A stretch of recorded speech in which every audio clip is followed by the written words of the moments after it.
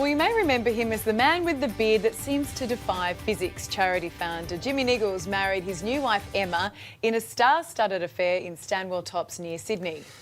But devastating news for the newlyweds came just days later, with 39 of their guests testing positive to coronavirus, including a New South Wales politician. Jimmy and Emma join us now. And firstly, congratulations to you two. I mean, how are all your guests doing, first of all? Yeah, well, it's been obviously a very trying time, and our main concern has just been to focus on their welfare.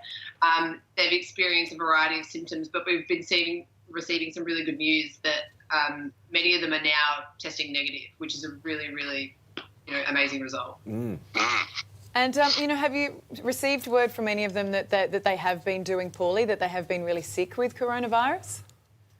Oh, look, it's such a range of symptoms. On the most part, though, news is pretty good, a lot better than what we anticipated.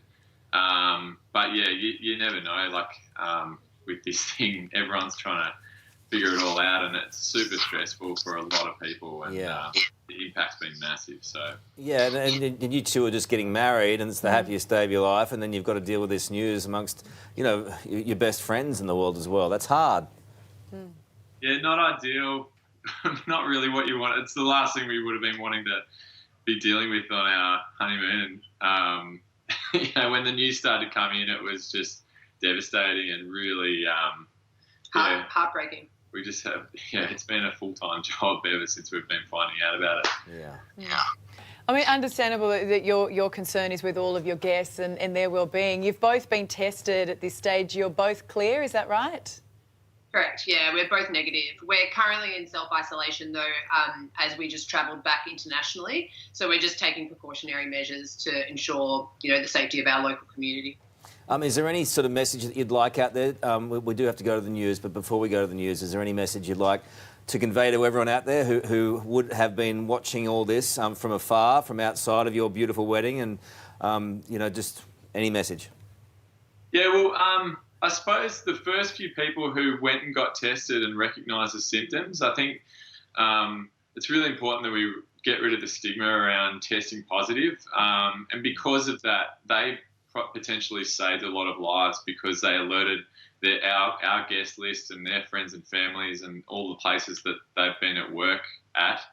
And the impact of that has been huge. So don't be afraid to get this, because that means that you can get the right help, you can work with the health department, and they can look after you. And we just need to remember what it means to be Australian at the moment, and this is a massive crisis, but yeah, together we can get through it. Well, that's a really valid message there, guys. We're both happy to hear that you have tested negative, and Karl and I are going to host the recovery party for you when this is all over. How's that sound?